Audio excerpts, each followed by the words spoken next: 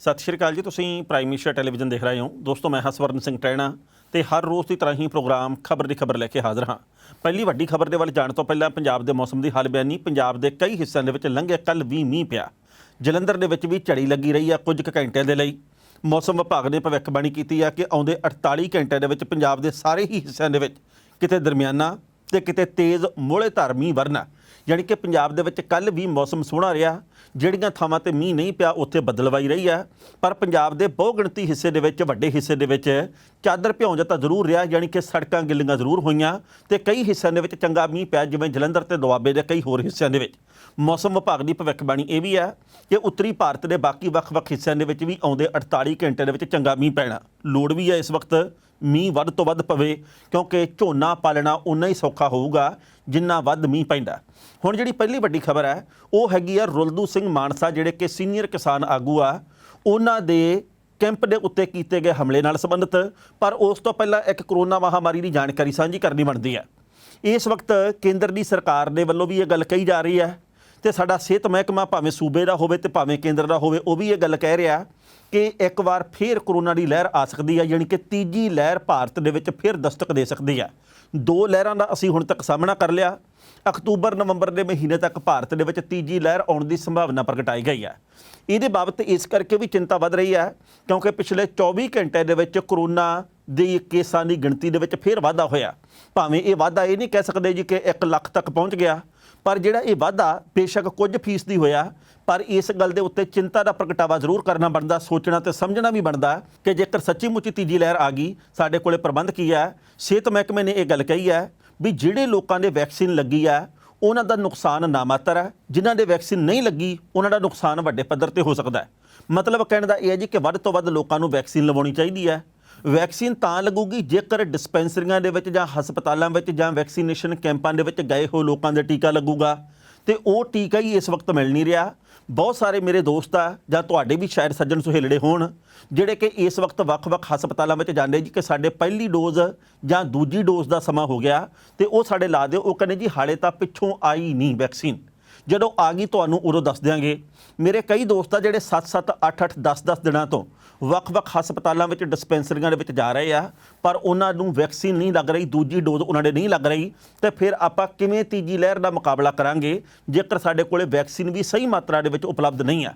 ਕਈ ਸੂਬੇ ਵਾਰ-ਵਾਰ ਇਸ ਗੱਲ ਦੀ ਮੰਗ ਕਰ ਰਹੇ ਆ ਕਿ ਕੇਂਦਰ ਦੀ ਸਰਕਾਰ ਪ੍ਰੋਪਰ ਤਰੀਕੇ ਦੇ ਨਾਲ ਸਾਨੂੰ ਜਿਹੜੀ ਆ ਇਹ ਵੈਕਸੀਨ ਮੁਹੱਈਆ ਕਰਾਵੇ, ਪਰ ਕੇਂਦਰ ਦੀ ਸਰਕਾਰ ਇਸ ਮਾਮਲੇ ਦੇ ਉੱਤੇ ਨਲਾਇਕ ਸਾਬਤ ਹੋ ਰਹੀ ਹੈ। ਹੁਣ ਜਿਹੜੀ ਪਹਿਲੀ ਵੱਡੀ ਖਬਰ ਹੈ ਉਹ ਹੈਗੀ ਆ ਸੰਯੁਕਤ ਕਿਸਾਨ ਮੋਰਚੇ ਦੇ ਉਸ ਬਿਆਨ ਨਾਲ ਸੰਬੰਧਿਤ, ਜਿਹਦੇ ਵਿੱਚ ਇਸ ਗੱਲ ਦੇ ਉੱਤੇ ਦੁੱਖ ਪ੍ਰਗਟਾਇਆ ਗਿਆ ਕਿ ਰੁਲਦੂ ਸਿੰਘ ਮਾਨਸਾ ਦੇ ਕੈਂਪ ਦੇ ਉੱਤੇ ਹਮਲਾ ਅਣਪਛਾਤੇ ਲੋਕਾਂ ਦੇ ਵੱਲੋਂ ਕਿਉਂ ਕੀਤਾ ਗਿਆ।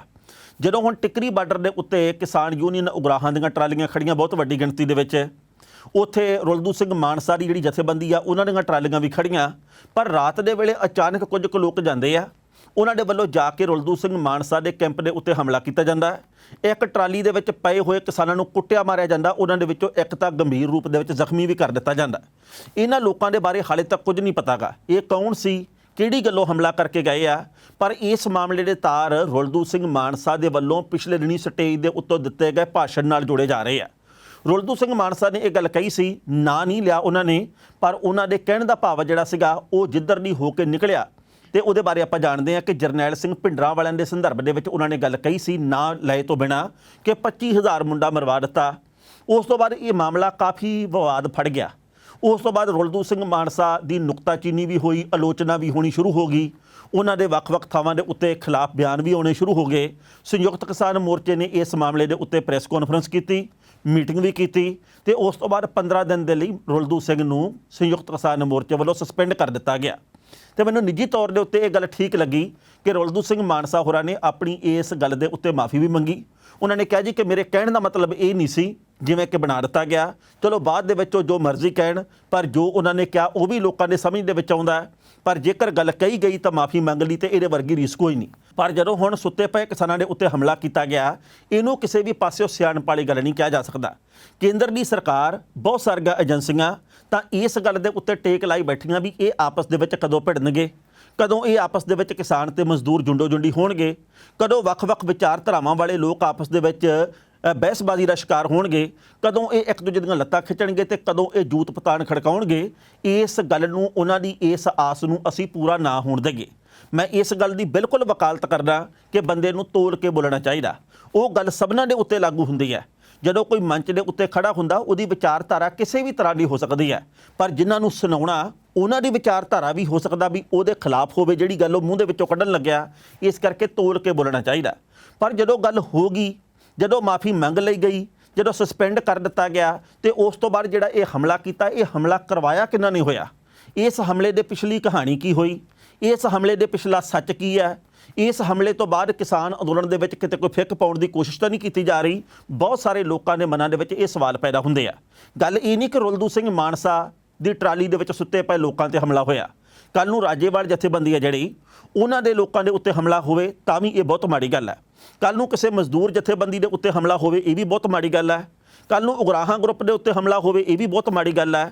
ਇਹ ਹਮਲਾ ਕਰਨ ਵਾਲੇ ਲੋਕ ਕੌਣ ਹੈ ਤੇ ਹਮਲਾ ਕਰੇ ਤੋਂ ਇਹ ਕਿਹੜਾ ਮਸਲਾ ਹੱਲ ਕਰਨਾ ਚਾਹੁੰਦੇ ਆ, ਇਹਦੇ ਪਿੱਛੇ ਕਹਾਣੀ ਕੀ ਹੈ, ਇਹਦੇ ਪਿੱਛੇ ਕਿਹੜੇ ਲੋਕ ਜ਼ਿੰਮੇਵਾਰ ਹੈ, ਇਸ ਗੱਲ ਨੂੰ ਪੜਤਾਲਣਾ ਬੇਹੱਦ ਜ਼ਰੂਰੀ ਹੈ। ਪਹਿਲਾਂ ਇਸ ਰਿਪੋਰਟ ਦਾ ਵੇਰਵਾ ਸਾਂਝਾ ਕਰਦੇ ਹਾਂ ਤੇ ਬਾਅਦ ਵਿੱਚ ਕਰਾਂਗੇ ਟਿੱਪਣੀ। ਕੇਂਦਰ ਸਰਕਾਰ ਦੇ ਵੱਲੋਂ ਬਣਾਏ ਗਏ 3 ਖੇਤੀ ਕਾਨੂੰਨਾਂ ਦੇ ਵਿਰੋਧ ਦੇ ਵਿੱਚ 8 ਮਹੀਨੇ ਤੋਂ ਵੱਧ ਸਮੇਂ ਤੋਂ ਕਿਸਾਨ ਦਿੱਲੀ ਦੀਆਂ ਵੱਖ-ਵੱਖ ਹੱਦਾਂ ਦੇ ਉੱਤੇ ਡਟੇ ਹੋਏ ਨੇ। ਇਸੇ ਦਰਮਿਆਨ ਪਤਾ ਲੱਗਾ ਕਿ ਪੰਜਾਬ ਕਿਸਾਨ ਯੂਨੀਅਨ ਦੇ ਸੂਬਾ ਪ੍ਰਧਾਨ ਰੁਲਦੂ ਸਿੰਘ ਮਾਨਸਾ ਦੇ ਕੈਂਪ ਦੇ ਉੱਤੇ ਹਮਲਾ ਹੋਇਆ। ਰੁਲਦੂ ਸਿੰਘ ਮਾਨਸਾ ਦੀ ਟਰਾਲੀ ਦੀ ਵੀ ਭੰਨਤੋੜ ਕੀਤੀ ਗਈ ਹੈ ਤੇ ਟਰਾਲੀ ਦੇ ਵਿੱਚ ਪਏ 2 ਕਿਸਾਨਾਂ ਉੱਤੇ ਹਮਲਾ ਕੀਤਾ ਗਿਆ। ਕਿਸਾਨਾਂ ਦੇ ਫੱਟੜ ਹੋਣ ਦੀ ਜਾਣਕਾਰੀ ਮਿਲੀ ਹੈ। ਜਥੇਬੰਦੀ ਮੁਤਾਬਕ ਹਮਲਾਵਰ ਕੁੱਟਮਾਰ ਤੋਂ ਬਾਅਦ ਫਰਾਰ ਹੋ ਗਏ। ਪੰਜਾਬ ਕਿਸਾਨ ਯੂਨੀਅਨ ਦੇ ਸੂਬਾ ਮੀਤ ਪ੍ਰਧਾਨ ਗੋਰਾ ਸਿੰਘ ਭੈਣੀ ਬਾਘਾ ਨੇ ਇਹ ਗੱਲ ਕਹੀ ਆ ਕਿ ਉਹ ਹਮਲੇ ਤੋਂ ਸਿਰਫ 40 ਮਿੰਟ ਪਹਿਲਾਂ ਹੀ ਕੈਂਪ ਦੇ ਵਿੱਚ ਟਰਾਲੀ ਕੋਲ ਗੇੜਾ ਮਾਰ ਕੇ ਆਏ ਸਨ, ਪਰ ਉਹਨਾਂ ਦੇ ਆਉਣ ਤੋਂ ਬਾਅਦ ਇਹ ਘਟਨਾ ਵਾਪਰ ਗਈ। ਉਹਨਾਂ ਕਿਹਾ ਕਿ ਰਾਤ ਨੂੰ 11 ਵਜੇ ਛਿੰਦਵਾੜਾ ਐਕਸਪ੍ਰੈਸ ਟ੍ਰੇਨ ਦੇ ਰਾਹੀਂ ਉਹ ਮਾਨਸਾ ਆਏ। ਉਹਨਾਂ ਦੱਸਿਆ ਕਿ ਇਹ ਹਮਲਾ ਰੁਲਦੂ ਸਿੰਘ ਮਾਨਸਾ ਦੇ ਉੱਤੇ ਕੀਤਾ ਗਿਆ ਜਾਪਦਾ ਹੈ, ਪਰ ਉਹ ਉਸ ਵੇਲੇ ਉੱਥੇ ਨਹੀਂ ਸਨ। ਉਹਨਾਂ ਨੇ ਕਿਹਾ ਕਿ ਮਾਨਸਾ ਨੇੜਲੇ ਪਿੰਡ ਤਾਮਕੋਟ ਦੇ ਗੁਰਵਿੰਦਰ ਸਿੰਘ ਦੇ ਗੰਭੀਰ ਸੱਟਾਂ ਲੱਗੀਆਂ ਨੇ, ਜੋ ਇਸ ਵੇਲੇ ਰੋਹਤਕ ਦੇ ਹਸਪਤਾਲ ਦੇ ਵਿੱਚ ਦਾਖਲ ਨੇ। ਉਹਨਾਂ ਨੇ ਕਿਹਾ ਕਿ 2 ਜਣਿਆਂ ਦੇ ਮਾਮੂਲੀ ਸੱਟਾਂ ਹੋਰ ਵੀ ਲੱਗੀਆਂ। ਰੁਲਦੂ ਸਿੰਘ ਮਾਨਸਾ ਨੇ ਕਿਹਾ ਕਿ ਉਹਨਾਂ ਦੇ ਕੈਂਪ ਦੇ ਉੱਤੇ ਹਮਲਾ ਹੋਇਆ। ਉਹਨਾਂ ਨੇ ਕਿਹਾ ਕਿ ਇੱਕ ਵਿਅਕਤੀ ਦੇ ਗੰਭੀਰ ਸੱਟਾਂ ਲੱਗੀਆਂ। ਪੁਲਿਸ ਨੇ ਇਸ ਸੰਬੰਧੀ ਜਾਣਕਾਰੀ ਹਾਸਲ ਕੀਤੀ ਹੈ, ਪਰ ਅਜੇ ਤੱਕ ਕੋਈ ਵੀ ਕਾਰਵਾਈ ਨਹੀਂ ਕੀਤੀ ਗਈ। ਇਸ ਦੌਰਾਨ ਸੰਯੁਕਤ ਕਿਸਾਨ ਮੋਰਚੇ ਦੇ ਪ੍ਰਮੁੱਖ ਆਗੂ ਰੁਲਦੂ ਸਿੰਘ ਮਾਨਸਾ ਦੇ ਕੈਂਪ ਦੇ ਉੱਤੇ ਹਮਲਾ ਕਰਨ ਦੀ ਪੰਜਾਬ ਕਿਸਾਨ ਯੂਨੀਅਨ, CPI ML ਲਿਬਰੇਸ਼ਨ, ਮਜ਼ਦੂਰ ਮੁਕਤੀ ਮੋਰਚਾ ਪੰਜਾਬ ਨੇ ਸਖਤ ਸ਼ਬਦਾਂ ਵਿੱਚ ਨਿਖੇਧੀ ਕੀਤੀ ਹੈ। ਰੁਲਦੂ ਸਿੰਘ ਮਾਨਸਾ ਨੇ ਸੰਯੁਕਤ ਮੋਰਚੇ ਤੋਂ ਮੰਗ ਕੀਤੀ ਹੈ ਕਿ ਹਮਲਾ ਕਰਨ ਵਾਲੇ ਸ਼ਰਾਰਤੀ ਅਨਸਰਾਂ ਖਿਲਾਫ ਸਖਤ ਐਕਸ਼ਨ ਲਿਆ ਜਾਵੇ, ਨਹੀਂ ਤਾਂ ਕਿਸਾਨ ਆਗੂਆਂ ਤੇ ਇਹੋ ਜਿਹੇ ਹਮਲੇ ਹੋਰ ਵੀ ਵੱਧ ਸਕਦੇ ਨੇ ਤੇ ਕਿਸਾਨੀ ਘੋਲ ਨੂੰ ਅਸਫਲ ਕਰਨ ਦੇ ਵਿੱਚ ਲੱਗੀਆਂ ਤਾਕਤਾਂ ਆਪਣੇ ਮਨਸੂਬਿਆਂ ਦੇ ਵਿੱਚ ਕਾਮਯਾਬ ਹੋ ਸਕਦੀਆਂ ਨੇ। ਇਸ ਖਬਰ ਦੇ ਉੱਤੇ ਟਿੱਪਣੀ ਕਰਦੇ ਦੋਸਤੋ, ਪਹਿਲੀ ਗੱਲ ਤਾਂ ਅਸੀਂ ਕਹਾਂਗੇ ਰੁਲਦੂ ਸਿੰਘ ਮਾਨਸਾ ਨੇ ਜੋ ਕੁਝ ਮੰਚ ਦੇ ਉੱਤੇ ਕਿਹਾ ਉਹ ਉਹਨਾਂ ਦੀ ਆਪਣੀ ਨਿੱਜੀ ਵਿਚਾਰਧਾਰਾ ਹੋ ਸਕਦੀ ਹੈ, ਜਿਹਦੇ ਨਾਲ ਵੱਡੀ ਗਿਣਤੀ ਦੇ ਵਿੱਚ ਲੋਕ ਸਹਿਮਤ ਨਹੀਂ। ਜਦੋਂ ਲੋਕ ਸਹਿਮਤ ਨਹੀਂ ਤੇ ਇਹਦਾ ਅਸਰ ਆ ਜਿਹੜਾ ਉਹ ਸੰਯੁਕਤ ਕਿਸਾਨ ਮੋਰਚੇ ਦੀ ਏਕਤਾ ਦੇ ਉੱਤੇ ਵੀ ਪੈਂਦਾ ਸੀ, ਅੰਦੋਲਨ ਦੇ ਉੱਤੇ ਵੀ ਅਸਰ ਪੈ ਸਕਦਾ ਸੀ। ਇਸ ਕਰਕੇ 15 ਦਿਨ ਦੇ ਲਈ ਸਸਪੈਂਡ ਕਰ ਦਿੱਤਾ ਗਿਆ। ਰੁਲਦੂ ਸਿੰਘ ਮਾਨਸਾ ਨੇ ਖੁਦ ਵੀ ਇਹ ਗੱਲ ਮੀਡੀਆ ਦੇ ਮੂਹਰੇ ਆ ਕੇ ਮੰਨੀ ਹੈ ਕਿ ਜੇਕਰ ਕਿਸੇ ਦੀ ਭਾਵਨਾ ਤੇ ਸੱਟ ਵੱਜੀ ਹੈ ਤਾਂ ਭਾਈ ਮੈਂ ਖਿਮਾ ਜਾਚਨਾ ਕਰਦਾ, ਪਰ ਇਸ ਦੇ ਬਾਵਜੂਦ ਉਹ ਕਿਹੜੇ ਛਾਤਰ ਲੋਕ ਹੋਏ ਜਿਨ੍ਹਾਂ ਦੇ ਵੱਲੋਂ ਇਹ ਕੁਝ ਕੀਤਾ ਗਿਆ। ਜ਼ਾਤੀ ਤੌਰ ਦੇ ਉੱਤੇ ਮੈਨੂੰ ਵੀ ਤੇ ਬਹੁਤ ਸਾਰੇ ਹੋਰ ਲੋਕਾਂ ਨੂੰ ਵੀ ਇਹ ਪ੍ਰਤੀਤ ਹੁੰਦਾ ਵੀ ਹੁਣ ਇਹ ਗੱਲ ਪ੍ਰਤੀਤ ਹੋਵੇ ਕਿ ਜੀ ਇਹ ਤਾਂ ਉਹਨਾਂ ਭੜਕੇ ਹੋਏ ਲੋਕਾਂ ਦੇ ਵੱਲੋਂ ਰੁਲਦੂ ਸਿੰਘ ਮਾਨਸਾ ਦੀ ਟਰਾਲੀ ਦੇ ਉੱਤੇ ਹਮਲਾ ਕੀਤਾ ਗਿਆ, ਜਿਨ੍ਹਾਂ ਦੇ ਵਿੱਚ ਦੀ ਉਹਨਾਂ ਨੇ ਗੱਲ ਕੱਢੀ ਸੀ ਪਿਛਲੇ ਨਹੀਂ ਮੰਚ ਦੇ ਉੱਤੇ ਖੜ ਕੇ। ਪਰ ਕੁਝ ਕੁ ਲੋਕ ਇਹ ਵੀ ਗੱਲ ਮੰਨਦੇ ਆ ਵੀ ਉਸ ਗੱਲ ਦੀ ਆੜ ਦੇ ਵਿੱਚ ਇਹ ਸ਼ੱਕ ਵੱਡਾ ਪੈਦਾ ਕਰਨ ਦੇ ਲਈ, ਦੂਰੀਆਂ ਹੋਰ ਵਧਾਉਣ ਦੇ ਲਈ ਕੋਈ ਤੀਜੀ ਛਾਤਰ ਧਿਰ ਵੀ ਇਸ ਰੂਪ ਦੇ ਵਿੱਚ ਕੁਝ ਨਾ ਕੁਝ ਕਰਦੀ ਹੋ ਸਕਦੀ ਹੈ, ਤਾਂ ਜੋ ਆਉਂਦੇ ਸਮੇਂ ਦੇ ਵਿੱਚ ਕਿਸਾਨ ਅੰਦੋਲਨ ਦੇ ਵਿੱਚ ਹੋਰ ਪਾਟਕ ਪੈ ਸਕੇ। ਕਿਉਂਕਿ ਇਸ ਵਕਤ ਬਹੁਤ ਵੱਡੀਆਂ ਤਾਕਤਾਂ ਕਿਸਾਨ ਅੰਦੋਲਨ ਨੂੰ ਠੁੱਸ ਕਰਨ ਦੀ ਕੋਸ਼ਿਸ਼ ਦੇ ਵਿੱਚ ਲੱਗੀਆਂ ਹੋਈਆਂ, ਪਰ ਉਹਨਾਂ ਦੀ ਹਾਲੇ ਤੱਕ ਪੇਸ਼ ਨਹੀਂ ਚੱਲੀ। ਰੁਲਦੂ ਸਿੰਘ ਮਾਨਸਾ ਨੇ ਜੋ ਕੁਝ ਕਿਹਾ ਉਹਨੂੰ ਅਸੀਂ ਗਲਤ ਮੰਨਦੇ ਹਾਂ, ਪਰ ਜੋ ਹਮਲਾ ਕੀਤਾ ਗਿਆ ਇਹਨੂੰ ਵੀ ਅਸੀਂ ਕਿਸੇ ਪਾਸਿਓਂ ਸਹੀ ਨਹੀਂ ਮੰਨਦੇ। ਜੇਕਰ ਕਿਸੇ ਨੂੰ ਇਹ ਲੱਗਦਾ ਕਿ ਹਮਲਾ ਸਹੀ ਹੈ ਤਾਂ ਫਿਰ ਹੁਣ ਤੱਕ ਜੋ ਕੁਝ ਜਿੱਥੇ ਹੁੰਦਾ ਰਿਹਾ ਇਹਨੂੰ ਮਤਲਬ ਸਾਰਿਆਂ ਨੂੰ ਆਪਾਂ ਸਹੀ ਮੰਨੀਏ।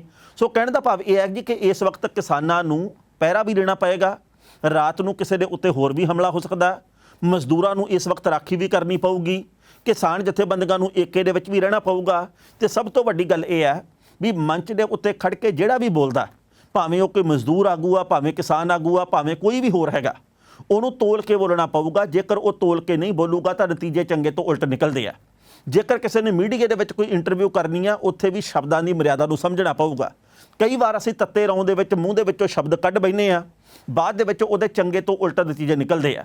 ਸੋ ਆਉਂਦੇ ਸਮੇਂ ਦੇ ਵਿੱਚ ਕਿਸਾਨ ਅੰਦੋਲਨ ਨੂੰ ਬਚਾ ਕੇ ਰੱਖਣਾ ਵੀ ਜ਼ਰੂਰੀ ਹੈ, ਤੋਲ ਕੇ ਬੋਲਣਾ ਵੀ ਜ਼ਰੂਰੀ ਹੈ, ਤੇ ਸਭ ਤੋਂ ਵੱਡੀ ਗੱਲ ਹੈ ਏਕਾ ਬਣਾ ਕੇ ਰੱਖਣਾ ਬੜਾ ਜ਼ਰੂਰੀ ਹੈ।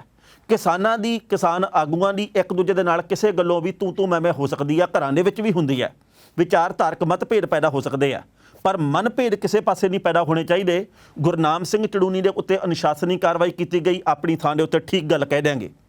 ਰੁਲਦੂ ਸਿੰਘ ਮਾਨਸਾ ਤੇ ਕਾਰਵਾਈ ਕੀਤੀ, ਇਹ ਵੀ ਗੱਲ ਠੀਕ ਕਹੀ ਜਾ ਸਕਦੀ ਹੈ, ਪਰ ਇਹ ਵੀ ਗੱਲ ਹੈ ਵੀ ਜਿਹੜੇ ਹੁਣ ਕਾਰਵਾਈ ਕਰਦੇ, ਜੇਕਰ ਉਹਨਾਂ ਦੇ ਵਿੱਚੋਂ ਕਿਸੇ ਦੇ ਵੱਲੋਂ ਭਵਿੱਖ 'ਚ ਗਲਤੀ ਕੀਤੀ ਗਈ, ਉਹਨਾਂ ਦੇ ਉੱਤੇ ਵੀ ਬਣਦੀ ਸਰਦੀ ਕਾਰਵਾਈ ਹੋਣੀ ਚਾਹੀਦੀ ਹੈ, ਤਾਂ ਜੋ ਨਿਰਪੱਖਤਾ ਜਾਪੇ, ਤਾਂ ਜੋ ਬਰਾਬਰਤਾ ਦੀ ਗੱਲ ਜਾਪੇ, ਤਾਂ ਜੋ ਇਹ ਨਾ ਜਾਪੇ ਜੀ ਕਿ ਉਸ ਧੜੇ ਦੇ ਹੋਣ ਕਰਕੇ ਕਾਰਵਾਈ ਹੁੰਦੀ ਹੈ ਤੇ ਇਸ ਧੜੇ 'ਚ ਜੇਕਰ ਖੜਾਂਗੇ ਫਿਰ ਨਹੀਂ ਕਾਰਵਾਈ ਹੁੰਦੀ।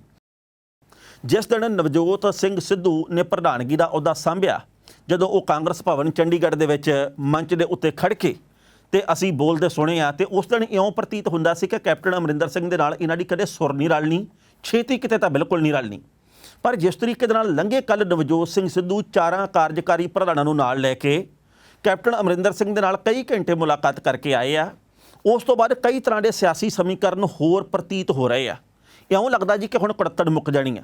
ਹਾਲਾਂਕਿ ਬਹੁ ਗਿਣਤੀ ਲੋਕ ਇਹ ਗੱਲ ਕਹਿੰਦੇ ਆ, ਰਾਜਨੀਤਿਕ ਮਾਹਰ ਵੀ ਇਹ ਗੱਲ ਕਹਿੰਦੇ ਆ ਵੀ ਜਿਹੜੀਆਂ ਦੂਰੀਆਂ ਬਣ ਜਾਂਦੀਆਂ ਉਹ 4.5 ਸਾਲ ਦੇ ਵਿੱਚ ਜਿਹੜੀਆਂ ਬਣੀਆਂ ਹੋਣ, ਉਹ 4.5 ਦਿਨ ਦੇ ਵਿੱਚ ਜਾਂ 4.5 ਹਫ਼ਤਿਆਂ ਦੇ ਵਿੱਚ ਖਤਮ ਨਹੀਂ ਹੁੰਦੀਆਂ।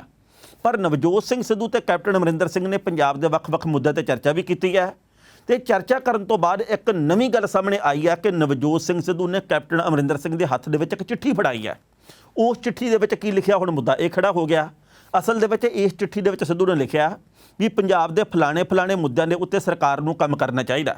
ਹੁਣ ਕੀ ਕੈਪਟਨ ਅਮਰਿੰਦਰ ਸਿੰਘ ਸਿੱਧੂ ਦੇ ਵੱਲੋਂ ਸੁਝਾਏ ਗਏ ਮਸਲਿਆਂ ਦੇ ਉੱਤੇ ਹੱਲ ਕਰਨਗੇ, ਕੁਝ ਸੋਚ ਵਿਚਾਰ ਕਰਨਗੇ, ਜਾਂ ਉਹ ਇਸ ਮਸਲੇ ਨੂੰ, ਜਿਹੜੇ ਵੀ ਮਸਲੇ ਪੰਜਾਬ ਦੇ ਹੈਗੇ ਭਾਵੇਂ ਉਹ ਸਹੀ ਮਸਲੇ ਆ, ਇਸ ਕਰਕੇ ਹੱਲ ਨਹੀਂ ਕਰਨਗੇ ਵੀ ਕਿਤੇ ਦਾ ਸਿਹਰਾ ਸਿੱਧੂ ਨੂੰ ਨਾ ਚਲਾ ਜਾਵੇ। ਇਹ ਲੋਕਾਂ ਦੇ ਮਨ ਵਿੱਚ ਕਈ ਕਿਸਮ ਦੇ ਸਵਾਲ ਆ। 4.5 ਸਾਲ ਪੰਜਾਬ ਦੇ ਵਿੱਚ ਕਾਂਗਰਸ ਨੂੰ ਆਇਆ ਹੋ ਗਏ ਸਰਕਾਰ ਨੂੰ, ਪਰ ਕੀਤਾ ਕੀ ਆ ਆਪਾਂ ਜਾਣਦੇ ਹੀ ਆ। ਸੋ ਜਿਹੜੇ ਨੁਕਤੇ ਹੁਣ ਸਿੱਧੂ ਦੇ ਵੱਲੋਂ ਚੁੱਕੇ ਜਾ ਰਹੇ ਆ, ਇਹ ਪੰਜਾਬ ਦੇ ਲੋਕਾਂ ਦੇ ਮਨਾਂ ਵਿੱਚ ਵੀ ਆ, ਪਰ ਕੀ ਸਿੱਧੂ ਦੇ ਵੱਲੋਂ ਜੋ ਨੁਕਤੇ ਚੁੱਕੇ ਜਾ ਰਹੇ ਆ, ਆਉਂਦੇ ਸਮੇਂ ਦੇ ਵਿੱਚ ਇਹ ਸਾਰੇ ਮਸਲੇ ਹੱਲ ਹੋਣਗੇ? ਬਾਕੀ ਬਚਦੇ 6 ਮਹੀਨੇ ਦੇ ਵਿੱਚ ਕੀ ਸੂਬੇ ਦੀ ਸਰਕਾਰ ਲੋਕਾਂ ਨੂੰ ਸੰਤੁਸ਼ਟ ਕਰ ਸਕੂਗੀ, ਜਾਂ ਫਿਰ ਇਹ ਮਾਮਲਾ ਇਵੇਂ ਊਠ ਦੇ ਬੁੱਲ ਵਾਂਗੂ ਲਟਕਦਾ ਰਹੂਗਾ? ਬੇਅਦਬੀ ਦੇ ਮਾਮਲੇ ਦੇ ਉੱਤੇ ਸੂਬੇ ਦੀ ਸਰਕਾਰ ਨੇ ਕੱਖ ਨਹੀਂ ਕੀਤਾ ਹਾਲੇ ਤਾਂ SIT ਆਪਣੀਆਂ ਕਾਰਵਾਈਆਂ ਕਰ ਰਹੀ ਆ। ਬਾਕੀ ਵੀ ਵੱਖ-ਵੱਖ ਮੁੱਦੇ ਜਿਹੜੇ ਉਹ ਇਸ ਵਕਤ ਨਿਗਾਹ ਟਿਕਾਈ ਬੈਠੇ ਲੋਕ, ਉਹਨਾਂ ਦੇ ਉੱਤੇ ਵੀ ਆਉਂਦੇ ਸਮੇਂ ਦੇ ਵਿੱਚ ਕੀ ਕਾਰਵਾਈ ਹੁੰਦੀ ਤੇ ਕੀ ਨਹੀਂ। ਪਰ ਪਹਿਲਾਂ ਇਸ ਰਿਪੋਰਟ ਦਾ ਵੇਰਵਾ ਸਾਂਝਾ ਕਰਦੇ ਹਾਂ ਤੇ ਬਾਅਦ ਵਿੱਚ ਕਰਾਂਗੇ ਟਿੱਪਣੀ। ਨਵਜੋਤ ਸਿੰਘ ਸਿੱਧੂ ਦੇ ਵੱਲੋਂ ਜੋ ਕੈਪਟਨ ਅਮਰਿੰਦਰ ਸਿੰਘ ਦੇ ਨਾਲ ਮੁਲਾਕਾਤ ਦੇ ਮੌਕੇ ਚਿੱਠੀ ਦਿੱਤੀ ਗਈ ਹੈ, ਉਹ ਚਿੱਠੀ ਦੇ ਵਿੱਚ ਮਹੱਤਵਪੂਰਨ 5 ਨੁਕਤੇ ਨੇ, ਜਿਹਦੇ ਵਿੱਚ ਉਹਨਾਂ ਦੇ ਵਿੱਚ ਪਹਿਲੇ ਨੰਬਰ ਦੇ ਉੱਤੇ ਆ ਕਿ ਪੰਜਾਬ ਦੇ ਲੋਕ, ਪੰਜਾਬ ਦੀ ਰੂਹ, ਗੁਰੂ ਗ੍ਰੰਥ ਸਾਹਿਬ ਜੀ ਦੀ ਹੋਈ ਬੇਅਦਬੀ ਤੇ ਕੋਟਕਪੂਰੇ ਤੇ ਬਹਿਬਲ ਕਲਾਂ ਵਿਖੇ ਪੁਲਿਸ ਗੋਲੀਬਾਰੀ ਪਿੱਛੇ ਮੁੱਖ ਦੋਸ਼ੀਆਂ ਨੂੰ ਜਲਦ ਤੋਂ ਜਲਦ ਸਜ਼ਾ ਦੇ ਰੂਪ ਦੇ ਵਿੱਚ ਇਨਸਾਫ ਮੰਗ ਰਹੇ ਨੇ। 2 ਨੰਬਰ ਦੇ ਉੱਤੇ ਲਿਖਿਆ ਕਿ ਸਪੈਸ਼ਲ ਟਾਸਕ ਫੋਰਸ ਦੀ ਰਿਪੋਰਟ ਦੇ ਵਿੱਚ ਦਰਜ ਨਸ਼ਾ ਤਸਕਰੀ ਪਿਛਲੇ ਵੱਡੇ ਮਗਰਮੱਛਾਂ ਨੂੰ ਤੁਰੰਤ ਗ੍ਰਿਫਤਾਰ ਕਰਕੇ ਮਿਸਾਲੀ ਸਜ਼ਾ ਦਿੱਤੀ ਜਾਵੇ। 3 ਨੰਬਰ ਦੇ ਉੱਤੇ ਲਿਖਿਆ ਹੋਇਆ ਕਿ ਖੇਤੀ ਪੰਜਾਬ ਦੀ ਰੀੜ੍ਹ ਦੀ ਹੱਡੀ ਹੈ ਤੇ ਅਸੀਂ ਸਭ ਕੇਂਦਰ ਦੇ 3 ਕਾਲੇ ਕਾਨੂੰਨਾਂ ਦਾ ਵਿਰੋਧ ਕਰਦੇ ਹਾਂ। ਇਸ ਲਈ ਪੰਜਾਬ ਸਰਕਾਰ 3 ਕਾਲੇ ਕਾਨੂੰਨਾਂ ਦੀਆਂ ਕੁਝ ਧਾਰਾਵਾਂ ਦੇ ਵਿੱਚ ਸਿਰਫ ਸੋਧਾਂ ਦੀ ਹੀ ਸਿਫਾਰਿਸ਼ ਨਾ ਕਰੇ, ਬਲਕਿ ਇਹ ਐਲਾਨਦਿਆਂ ਕਿ ਕਿਸੇ ਵੀ ਕੀਮਤ ਦੇ ਉੱਤੇ ਪੰਜਾਬ ਦੇ ਵਿੱਚ ਲਾਗੂ ਨਹੀਂ ਹੋਣਗੇ, ਉਹ ਕਾਲੇ ਕਾਨੂੰਨਾਂ ਨੂੰ ਪੂਰੀ ਤਰ੍ਹਾਂ ਨਕਾਰੇ ਵੀ। 2017 ਦੀਆਂ ਚੋਣਾਂ ਮੌਕੇ ਨੁਕਸਦਾਰ ਬਿਜਲੀ ਖਰੀਦ ਸਮਝੌਤਿਆਂ ਨੂੰ ਰੱਦ ਕਰਨ ਦੇ ਤੁਹਾਡੇ ਕੀਤੇ ਵਾਅਦਿਆਂ ਨੂੰ ਸਾਡੀ ਸਰਕਾਰ ਤੁਰੰਤ ਪੂਰਾ ਕਰਨਾ ਚਾਹੀਦਾ ਹੈ, ਤਾਂ ਜੋ ਪੰਜਾਬ ਦੇ ਖਜ਼ਾਨੇ ਨੂੰ ਹੋਰ ਖੋਰਾ ਨਾ ਲੱਗੇ। ਅੱਜ 20 ਤੋਂ ਵੱਧ ਜਥੇਬੰਦੀਆਂ, ਅਧਿਆਪਕ, ਡਾਕਟਰ, ਨਰਸਾਂ, ਲਾਈਨਮੈਨ, ਸਫਾਈ ਕਰਮਚਾਰੀ ਸੂਬੇ ਭਰ ਦੇ ਵਿੱਚ ਧਰਨੇ ਦੇ ਰਹੇ ਨੇ। ਇਸ ਲਈ ਸਭ ਦੀ ਸੁਣਨ ਨੂੰ ਤਿਆਰ ਤੇ ਸਰਬੱਤ ਦੇ ਭਲੇ ਖਾਤਰ ਕਦਮ ਚੁੱਕਣ ਵਾਲੀ ਲੀਡਰਸ਼ਿਪ ਦੀ ਲੋੜ ਹੈ। ਲਾਜ਼ਮੀ ਹੈ ਕਿ ਸਰਕਾਰ ਗੱਲਬਾਤ ਤੇ ਸਲਾਹ ਮਸ਼ਵਰੇ ਲਈ ਦਰਵਾਜ਼ੇ ਖੋਲ੍ਹੇ ਤੇ ਆਪਣੇ ਵਿੱਤੀ ਸਾਧਨਾਂ ਨੂੰ ਧਿਆਨ ਦੇ ਵਿੱਚ ਰੱਖਦਿਆਂ ਤੁਰੰਤ ਕੁਝ ਕਰੇ। ਨਿਰਣਾਇਕ ਫੈਸਲੇ ਲਏ ਬਿਨਾਂ ਕਦੇ ਵੀ ਮਹਾਨ ਪ੍ਰਾਪਤੀ ਹਾਸਲ ਨਹੀਂ ਹੁੰਦੀ। ਅਸੀਂ ਤੁਹਾਨੂੰ ਤੁਰੰਤ ਕਾਰਵਾਈ ਦੇ ਲਈ ਬੇਨਤੀ ਕਰਦੇ ਹਾਂ। ਤੇ ਥੱਲੇ ਚਿੱਠੀ ਦੇ ਨਵਜੋਤ ਸਿੰਘ ਸਿੱਧੂ ਦੇ ਤੇ ਬਾਕੀਆਂ ਦੇ ਦਸਤਖਤ ਕੀਤੇ ਹੋਏ ਨੇ। ਇਸ ਖਬਰ ਦੇ ਉੱਤੇ ਟਿੱਪਣੀ ਕਰਨਾ ਦੋਸਤੋ, ਪਹਿਲੀ ਗੱਲ ਤਾਂ ਅਸੀਂ ਕਹਾਂਗੇ ਨਵਜੋਤ ਸਿੰਘ ਸਿੱਧੂ ਦੇ ਵੱਲੋਂ ਕੈਪਟਨ ਅਮਰਿੰਦਰ ਸਿੰਘ ਦੇ ਨਾਲ ਮੁਲਾਕਾਤ ਕਰਨ ਦੇ ਮੌਕੇ ਇਹ ਚਿੱਠੀ ਦੇਣਾ, ਇਸ ਚਿੱਠੀ ਦੇ ਵਿੱਚ 5 ਨੁਕਤੇ ਚੁੱਕਣਾ।